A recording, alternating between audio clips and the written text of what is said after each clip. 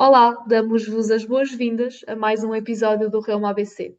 Hoje, a propósito do Dia Mundial da Esclerose Sistémica, vamos ficar a conhecer um pouco mais da experiência de quem vive com esta doença.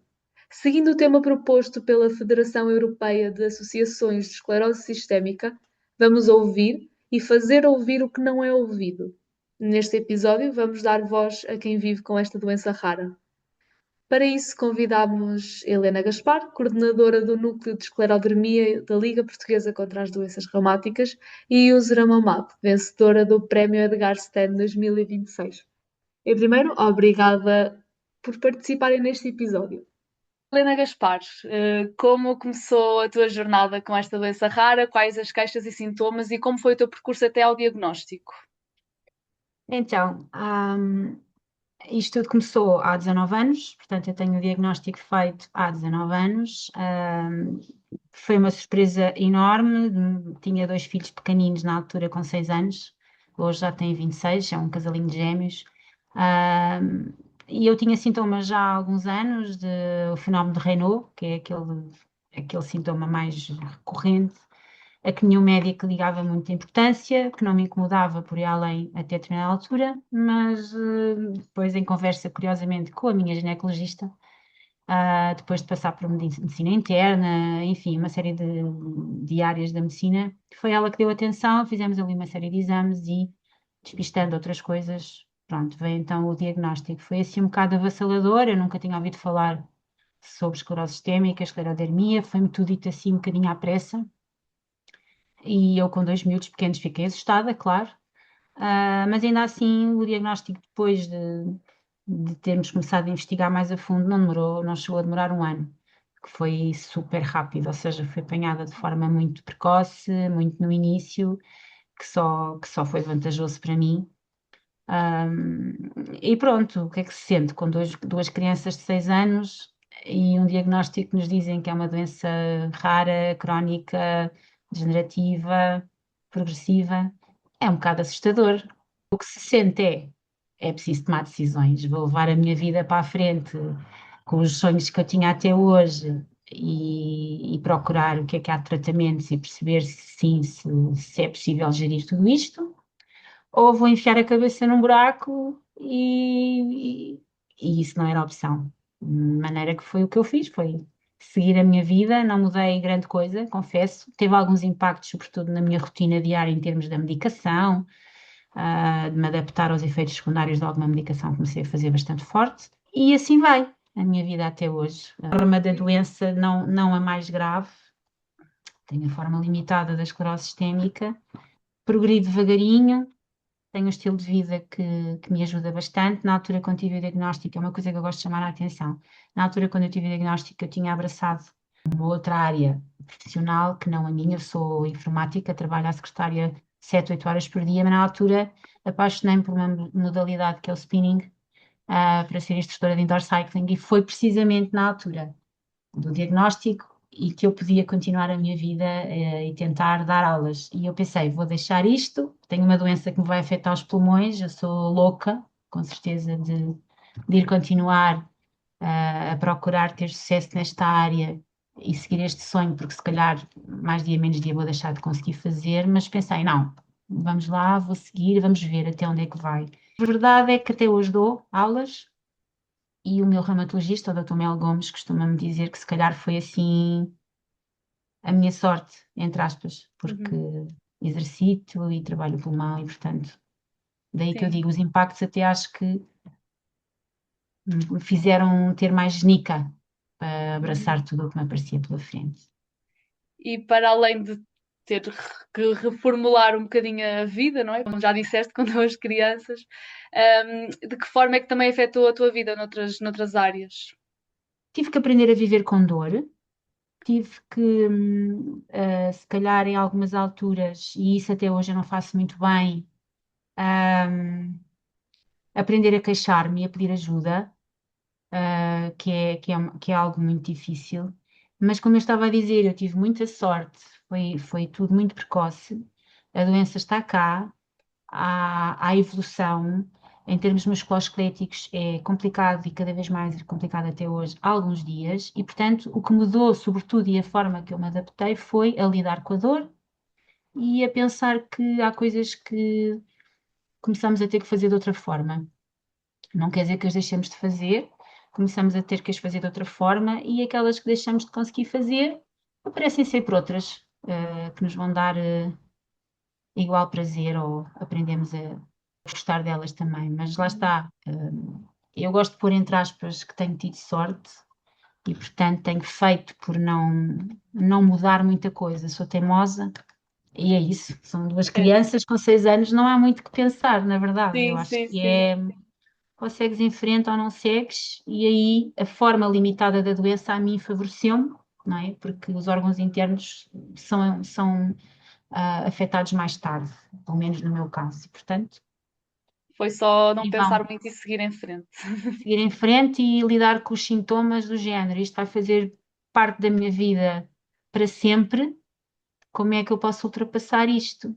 É Foste a isso. grande impulsionadora da criação do Núcleo de Esclerodermia na Liga Portuguesa contra as Doenças Reumáticas, sob o mote Capazes com Esclerodermia. Queria que falasses um bocadinho das atividades desenvolvidas e dos desafios enfrentados.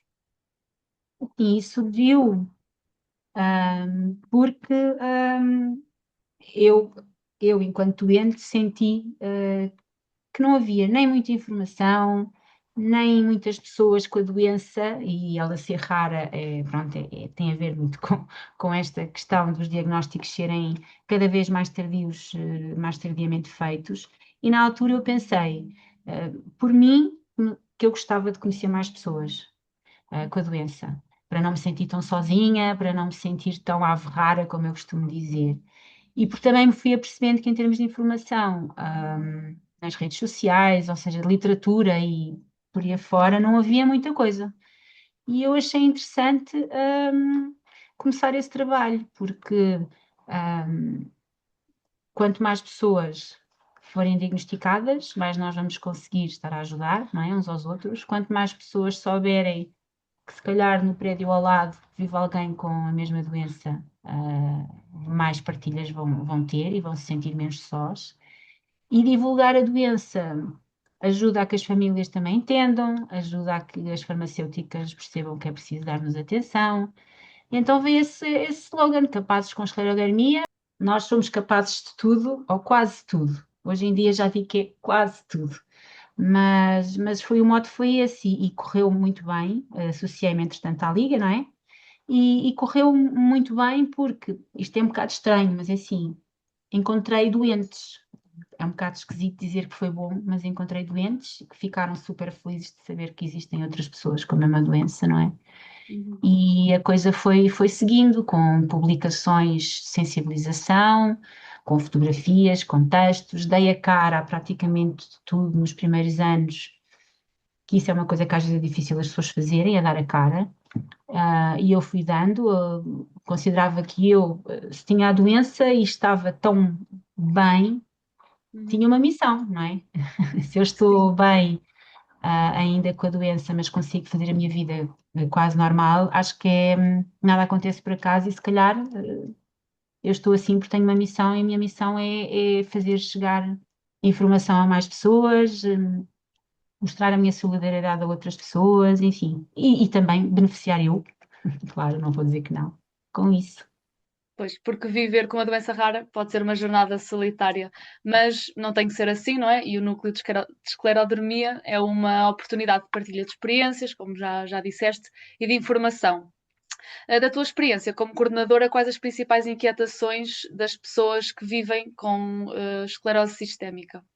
A palavra inquietação, hum, da minha experiência e das pessoas que eu conheço com a doença, é um bocado forte, porque as pessoas que vivem com esta doença e com outras semelhantes, são tão resilientes que não é aceitarem tudo de braços abertos, mas aprendem a viver o dia a dia de uma forma, que não chega a ser inquieta.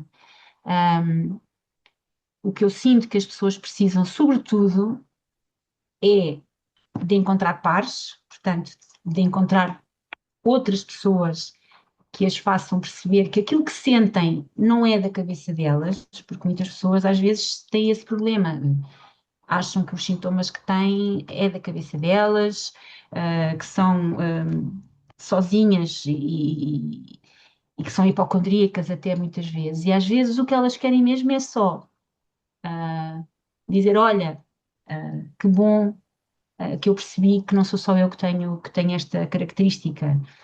Que bom que podemos nos encontrar e rir e falar e não ter só que falar de doenças, que isso é que é o engraçado, que as pessoas quando se encontram, nos encontros que eu promovi, quase não falam sobre doenças, falamos tudo e mais alguma coisa e de doença até nem falamos assim tanto.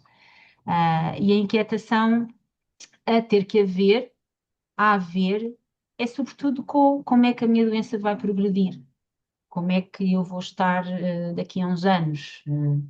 Esta perda de capacidade que existe em alguns doentes é avassaladora, não tem como dizer que não, mas o que eu verifico é que as pessoas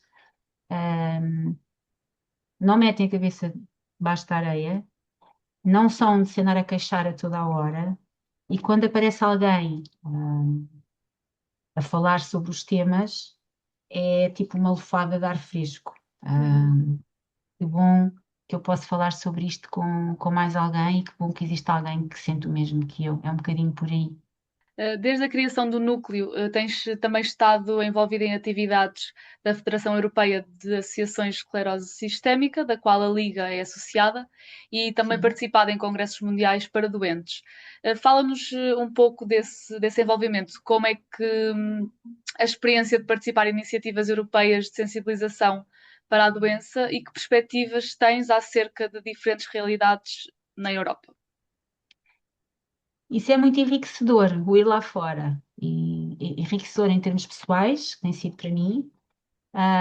E, por outro lado, nós percebemos que as nossas dores em Portugal muitas vezes não são só nossas e que noutros países que nós até achamos que estão bastante mais avançados do que nós, e alguns estão, com certeza que sim, as pessoas sentem as mesmas coisas, sentem os mesmos problemas, sentem que às vezes o Estado não apoia como gostariam, sentem que os médicos muitas vezes não ouvem como, como deveriam, não é? Que desvalorizam às vezes sintomas, e nós aí percebemos que as associações de doentes, e portanto no Congresso é feito pela FESCA, portanto que é a Federação Europeia de Associações de Doentes, portanto estão associações de 21 países, não estão aí a reagir, que há pontos que são tocados que são sempre os mesmos.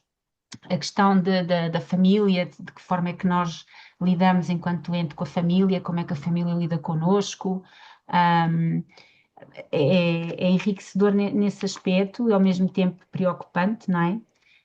E é aí que entram as associações, é aí que entram as associações, tentar ao máximo divulgar a informação, ajudar com apoios, e às vezes só olhar para um rosto que tem um traço semelhante ao nosso, já é, de certa forma, reconfortante, vá, digamos assim. Uhum. Ah, e trazemos sempre muitas ideias, cada país, por exemplo, o trabalho que cada associação faz às vezes é diferente do outro, embora o objetivo seja o mesmo, e ir a estes congressos, não só nessa parte é enriquecedor, como depois toda a temática do congresso, todas as sessões, tem sempre uma componente médica, tem sempre um médico a falar sobre um tema, seja ele a questão da pele, a parte digestiva, a parte pulmonar, enfim, a expressão do rosto, das feridas das mãos, todos os temas relevantes para nós são falados, e tem sempre a acompanhar um testemunho, portanto, um doente que vai dar voz à sua experiência.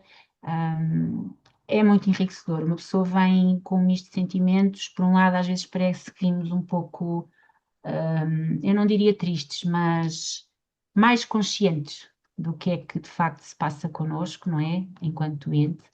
Parece que levamos ali um banho de realidade, mas ao mesmo tempo, com alguma serenidade, porque percebemos Uhum. que se estão a fazer coisas. Felizmente, cada vez há mais ensaios clínicos por aí, por esse mundo fora, que eu espero que daqui a uns anos já vão fazer muita diferença, não é? Na evolução da doença, na qualidade de vida, sobretudo, porque cura, à partida, pelo que eu me apercebo, vai ser muito difícil de existir. Mas lá está, é uma esperança. Estes congressos é o que nos dão, é a esperança de Uhum. que o futuro venha a ser cada vez melhor. Deixar também a mensagem de que as associações de doentes, pronto, vivem de trabalho voluntário, queríamos muito, cada vez mais, chegar a mais e mais pessoas com a melhor informação possível. Nem sempre conseguimos, mas é um percurso com altos e baixos. Para terminar, o que gostarias que as pessoas com esclerose sistémica, os prestadores de cuidados de saúde, decisores políticos e as restantes pessoas ouvissem acerca da jornada de quem vive com esta doença e também aqui um bocado a propósito do Dia Mundial da Esclerose Sistémica? O mote da campanha deste ano, deste mês, que é o mês de sensibilização para a esclerodermia, o mote é ouvir o que normalmente não é ouvido. O ano passado foi ver o que não é visto.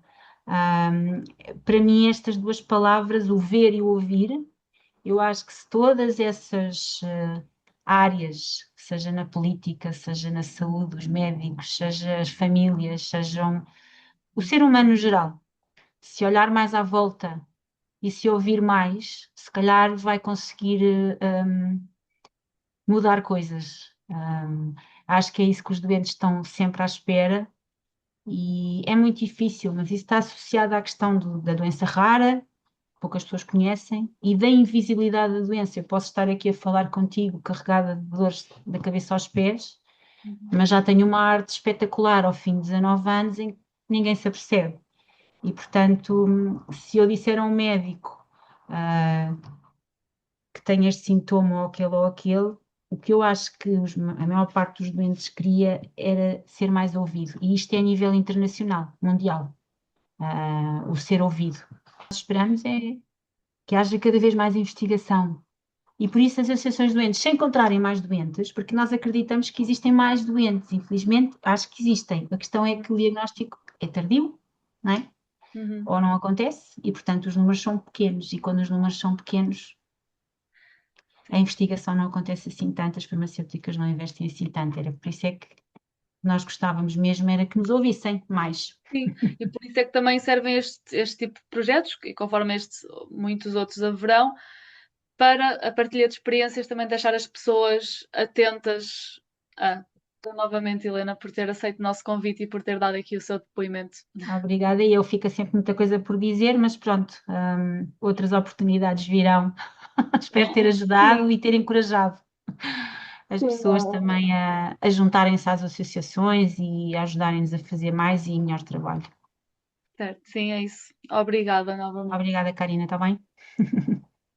Então, Yusra, para começar, como é que foi a tua jornada com esta doença rara? Quais as queixas e sintomas e como é que foi o teu percurso até ao diagnóstico? Olá, o meu nome é Yusra Mohammed e eu tenho esclerose sistémica desde 2020.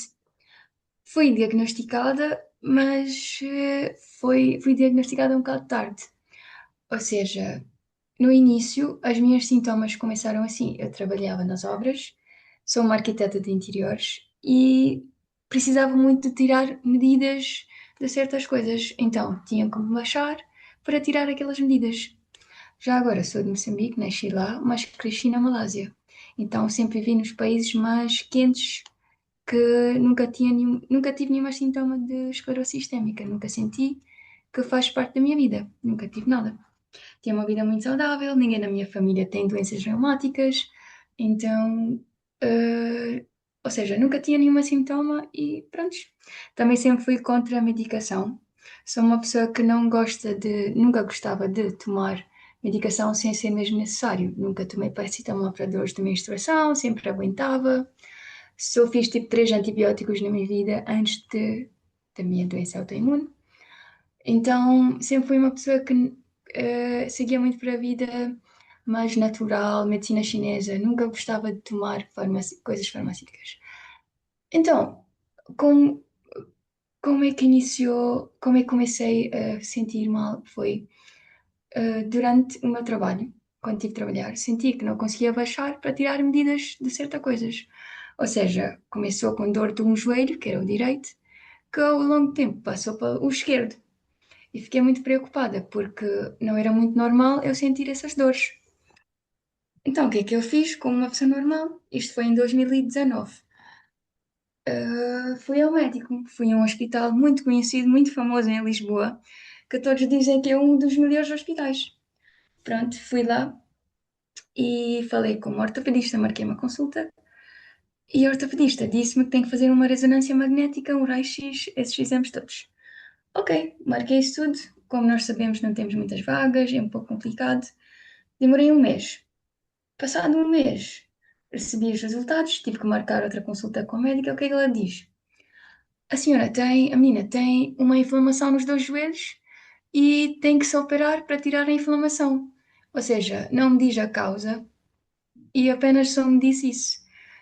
E claro que não fiz essa cirurgia porque não faz sentido nenhum ter inflamação. E eu quando perguntei qual é a causa, ela só diz, isso acontece, isso pode acontecer em qualquer pessoa.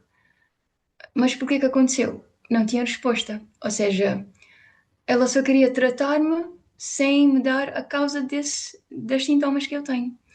Óbvio que não fiz, fui para outras pessoas, passei para outro hospital, outras especialidades. Como era dor de joelho, fui para uma especialidade que é mais para os joelhos. Não, também tirou raio-x, ressonância magnética, diz a mesma coisa. Está tudo bem com os seus joelhos, os ossos parecem bem. Ok, de repente estou a sentir que a minha mão esquerda tem dores e não consigo fechar a mão. O que é que acontece? Vou para uma especialista das mãos. Isso tudo demora um bocado de tempo, porque, como nós sabemos, é muito complicado ter vagas. Fui lá ter com o especialista das mãos e ele diz: está tudo bem com as suas mãos, os ossos e tudo, consegue movimentar, eu só não consigo fechar as mãos. Ok, mas está tudo ok. De repente, ele liga o ar-condicionado. O que é que acontece quando ele liga o ar-condicionado? Aquilo vem para as minhas mãos e eu fico com um ataque de Raynaud. Ou seja, as mãos ficam azuis, roxos e depois passam para vermelho. E aí ele olha para isso e vê: afinal, a menina tem Raynaud. Isso quer dizer que tem que ir para a reumatologia. Ou seja, foi por uma coisa que um ar-condicionado que eu fiquei diagnosticada. Ou seja, se não fosse o ar-condicionado que ele ligasse, ninguém até hoje ia saber que ele tem esclerose sistémica. Foi para a reumatologia, fizemos TAC, fizemos tudo. Demorámos um bocado de fazer esses exames todos. E o que é que aconteceu? Eu lembro que fui para casa, depois de fazer os exames todos, recebo uma chamada do hospital a dizer que a menina tem que vir cá de urgência para ser operada, porque está com tem que fazer uma pericardial effusion, que tem muito líquido à volta do coração, tem que se drenar. E é muito urgente porque passou do limite. E todo esse tempo eu sentia muito mal. Eu sempre, eu fiquei muito inchada. Eu sou uma pessoa que uso calças 34 e já estava a usar 40. O meu pé estava muito inchado.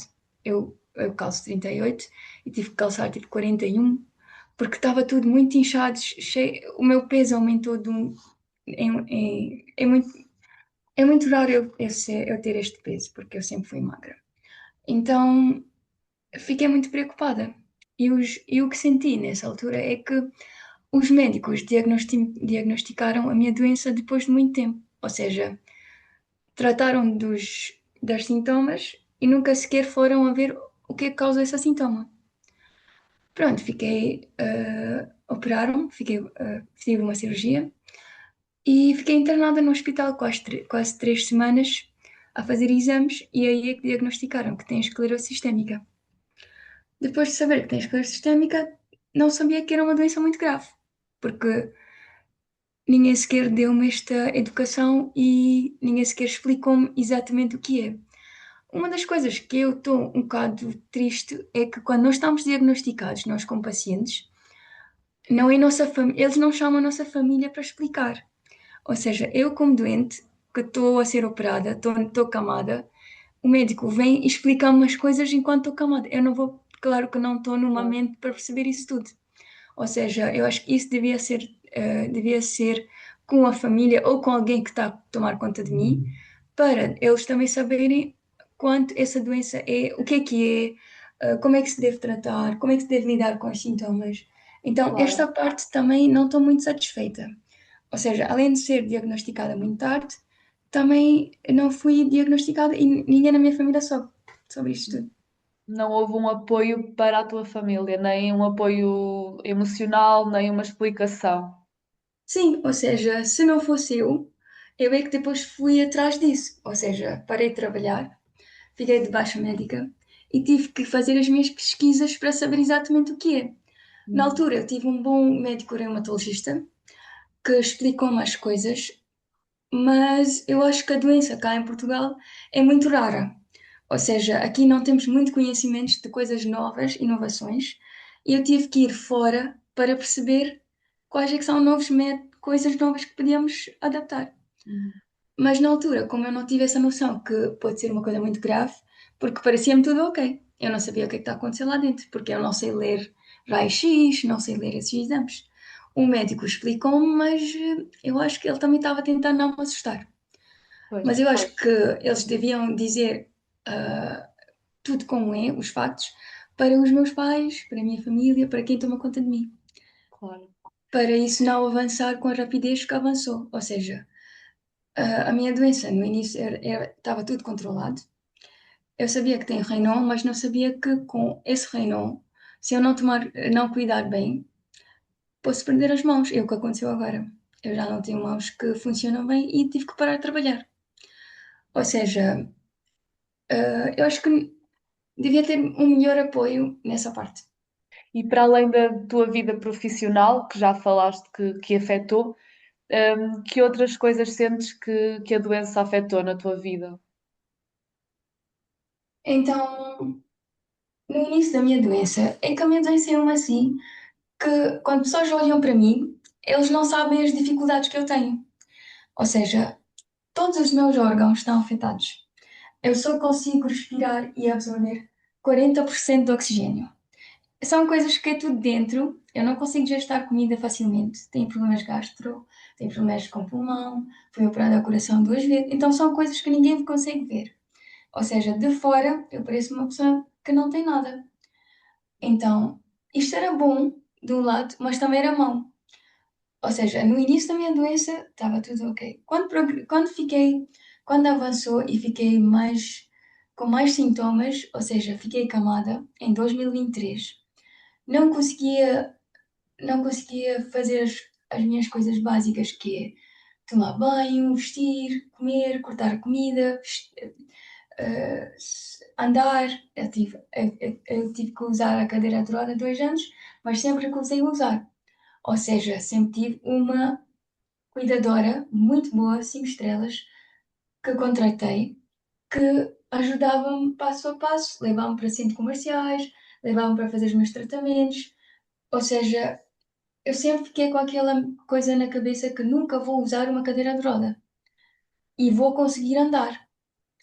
Mas isso também não era muito bom, porque quando eu ia para centros comerciais e quando queria usar o elevador, as pessoas, quando olhavam para mim, ou seja, o elevador estava cheio, tive que esperar, esperar, esperar, mas ali diz prioridade para pessoas com mobilidade reduzida. E eu, quando pedi eles para utilizar o elevador, eles recusavam. A menina é jovem, tem que subir escadas, a menina é jovem, então por que é que está a dizer os idosos para sair? Mas o que eu queria dizer com isso é, até quando uso a casa de banho, eu uso a casa de banho de pessoas com mobilidade reduzida, porque preciso de mais espaço, eu preciso de apoio para levantar-me. E pessoas, quando olham para mim, quando eu saio, eu sinto mal, tipo, então você está a usar esta casa de banho, não tem vergonha? Ou quando não consigo ficar na fila à espera porque quando não consigo ficar de pé muito tempo, as pessoas tratam mal. Ou quando uso o dístico num carro e estaciono nas zonas com mobilidade reduzida, pessoas olham-me de uma maneira mal também. Ou seja, fazem-me sentir mal. E isto afeta-me emocionalmente. Eu entrei em depressão há 2 anos. E eu acho que, além da minha doença afetar-me fisicamente, também afetou muito emocionalmente. Claro.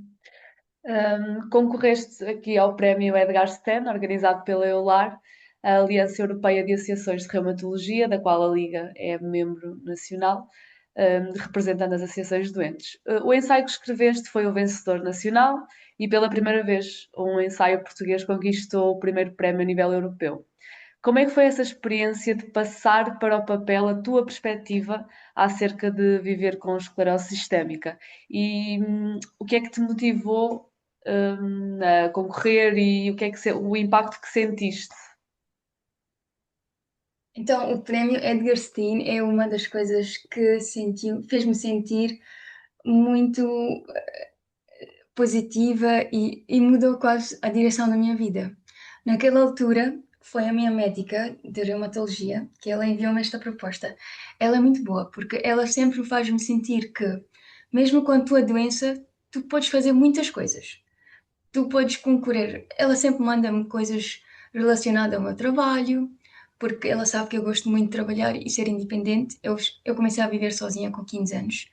Então ela sempre motivou-me para ser mais positiva, não entrar em depressão, não pensar coisas negativas. Então ela enviou-me este ensaio a dizer que porque é que não entras no concurso e eu acho que é muito bom para ti.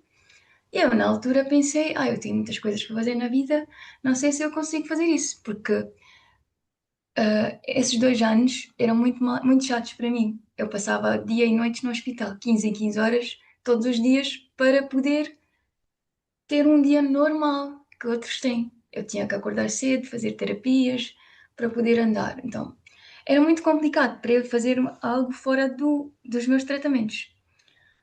Eu lembro-me quando escrevi este ensaio, foi quando tive de voltar de um hospital. Estive no avião e recebi uma resposta muito negativa e estive muito triste.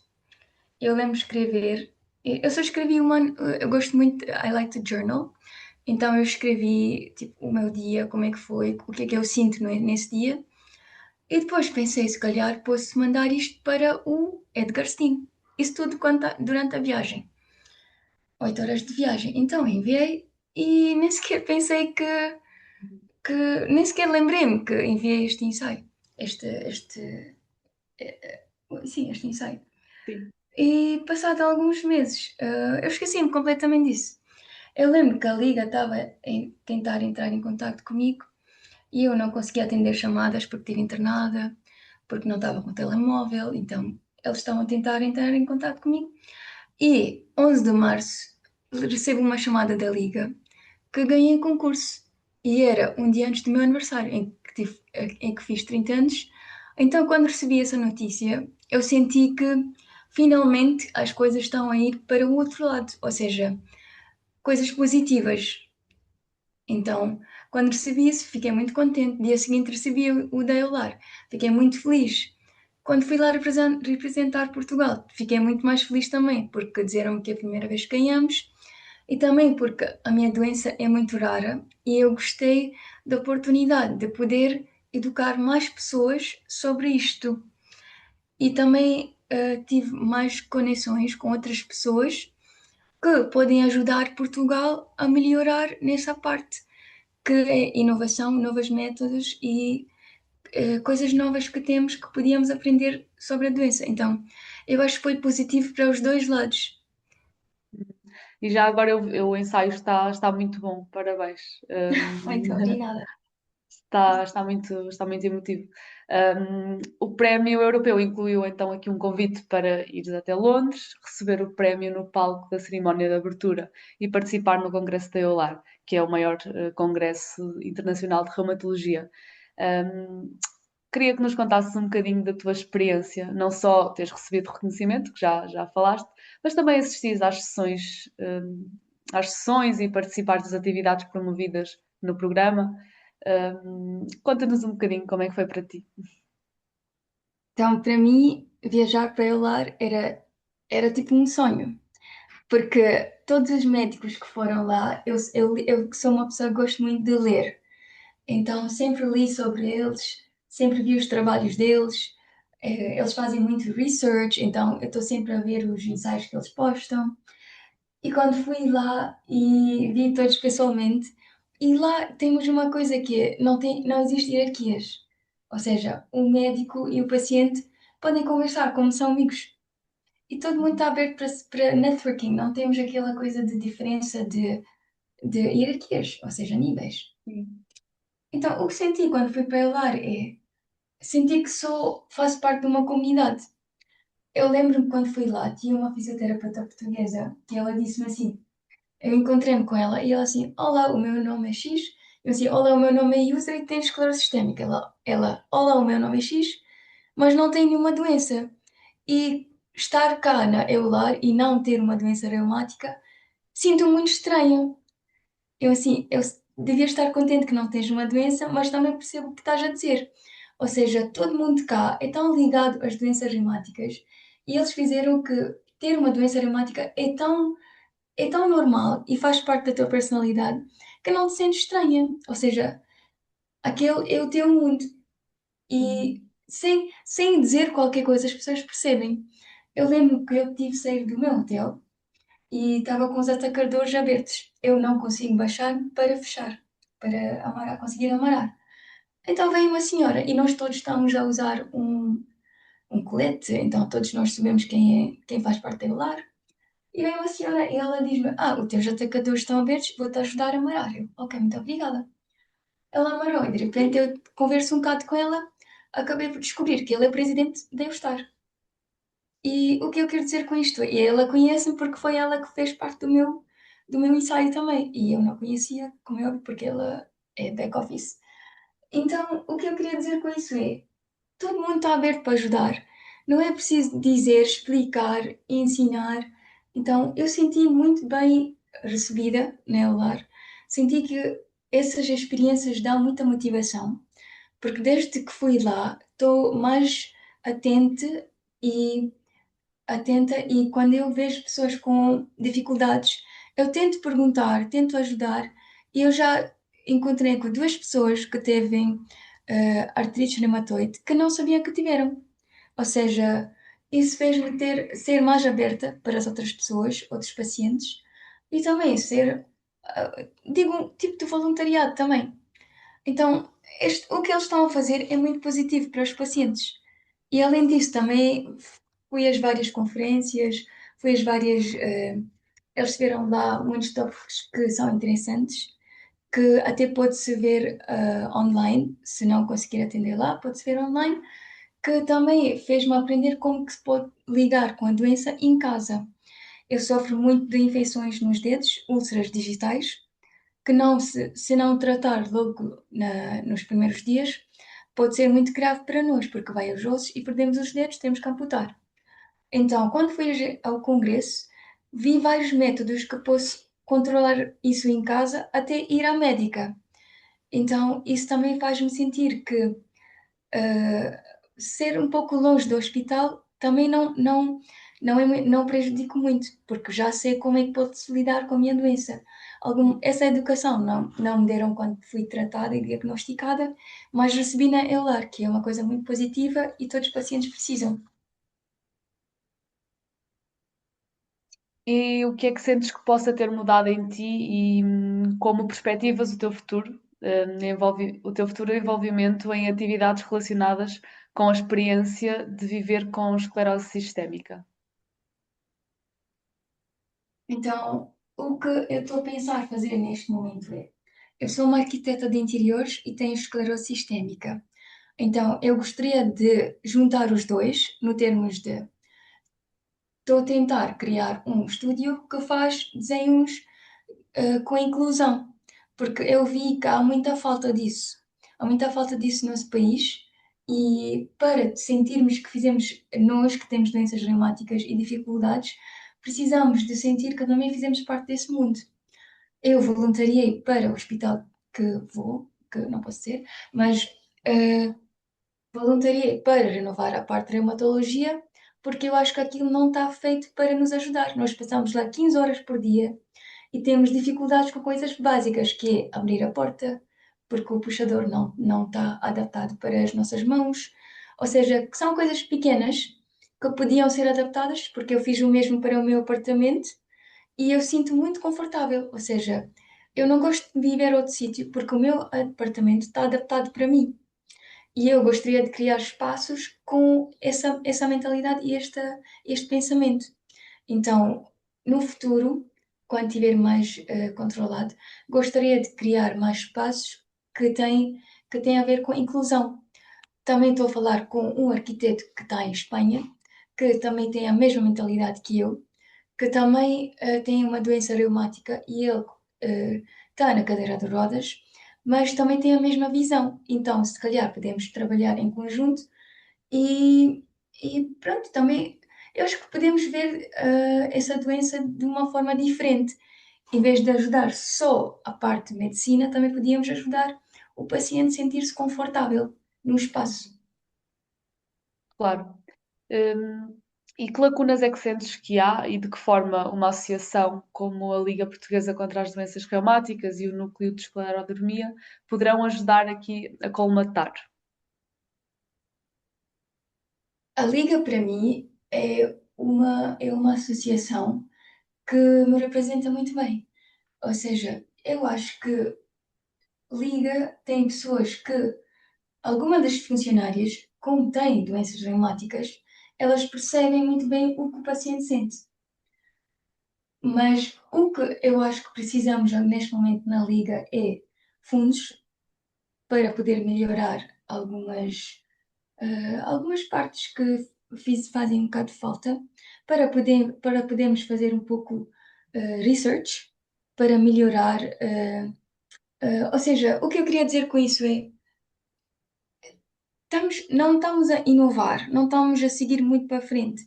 Podíamos mandar mais pessoas para os congressos fora, que podiam trazer muitas informações, e podíamos organizar eventos em que viam pessoas com doenças reumáticas e educávamos essas pessoas com as coisas que aprendemos no congresso.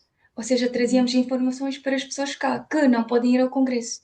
Então podíamos ter mais eventos, mais envolvimento e mais networking, é o que está a fazer falta, porque eu não sabia da Liga. Antes da Liga contactar-me, eu não sabia que existia. Então, eu acho que se tivermos mais eventos, mais networking, nós podíamos chamar a atenção de mais pessoas que existe uma comunidade para todos, para eles também. E assim, crescíamos todos juntos, porque eu conheço muitas pessoas que estão à procura disso, e se tivermos isso, sentíamos mais unidos, está a ver? Sim, sim, isso é muito importante, mas como também disseste, é também preciso fundos que muitas das vezes, e financeiros essencialmente, que depois não nos permite fazer também esse tipo de atividades e de networking. Para terminar, o que gostarias que as pessoas com esclerose sistémica, os prestadores e cuidadores de saúde, decisores políticos e as restantes pessoas ouvissem acerca da jornada de quem vive com esta doença e a propósito também aqui do Dia Mundial da Esclerose Sistémica? Hoje, que é 29 de junho, que é dia de esclerose sistémica mundial, eu sinto um bocado emocional, digo a verdade. Eu sinto que estou. Porque eu não levo o dia do meu diagnóstico, que é.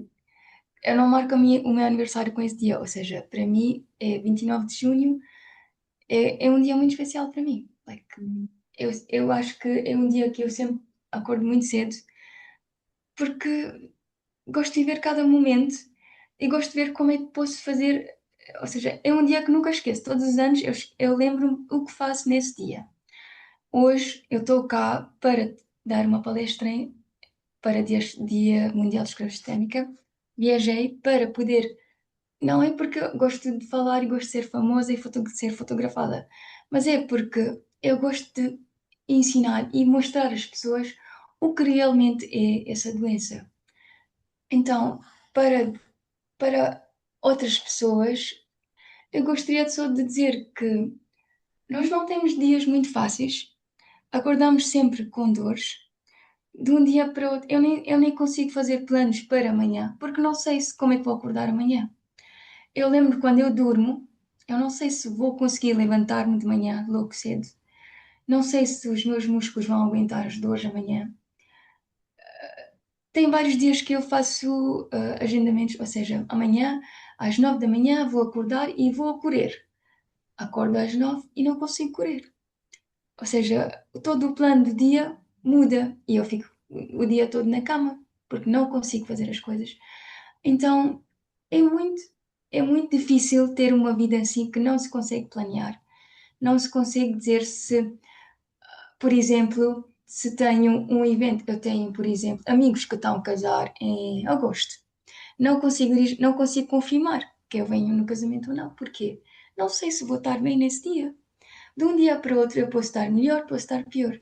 O que eu peço às outras pessoas é dar-nos força, não nos fazerem sentir coitadas, mas também fazer-nos sentir ouvidas, é aquele olhar de positivo que faz muita diferença para nós e também deixar-nos viver, ou seja, quando estamos felizes, não dizer coisas que podem nos magoar, que não podem nos fazer sentir triste, porque eu acho que a nossa doença esclerosistémica é muito afetada com emocionais, é muito afetada emocionalmente e além disso também a nutrição.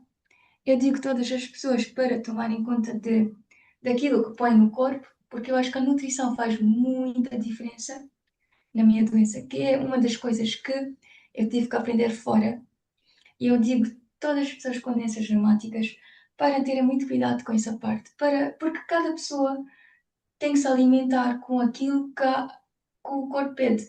Nós todos temos corpos diferentes, temos que ter uma dieta diferente e todos nós temos falta de nutrições diferentes. Então, o que eu queria dizer é que cada um temos que ter uma nutrição completamente personalizada e temos que estar emocionalmente bem, felizes. Não sempre felizes, temos que sentir também tristeza, mas não nos deixar afetar aquilo. Ou seja, tentar afastar-nos das situações que nos faz triste e tentar ir para as coisas mais positivas. E também gostaria de dizer, quando não consegues, dizes que não consegues. Podes dizer não, podes dizer que hoje não consigo vir trabalhar porque não estou a sentir bem. Não te deixa alguém fazer sentir mal para dizer que não consigo ir trabalhar porque não sinto bem. Se calhar o chefe vai pensar que não sou uma boa trabalhadora. Não. Tens que ouvir o teu corpo. Se o teu corpo diz que não te sentes bem hoje e não consegues fazer isso, não faz. Tens que ouvir o teu corpo primeiro e depois outras pessoas. E com isso gostaria de dizer obrigada. Obrigada, Ezra. Obrigada pelo tempinho que nos disponibilizaste. Estima-se que, em Portugal, a esclerodermia ou esclerose sistémica afeta cerca de 3.000 pessoas. Como em qualquer doença rara, o diagnóstico pode demorar vários anos.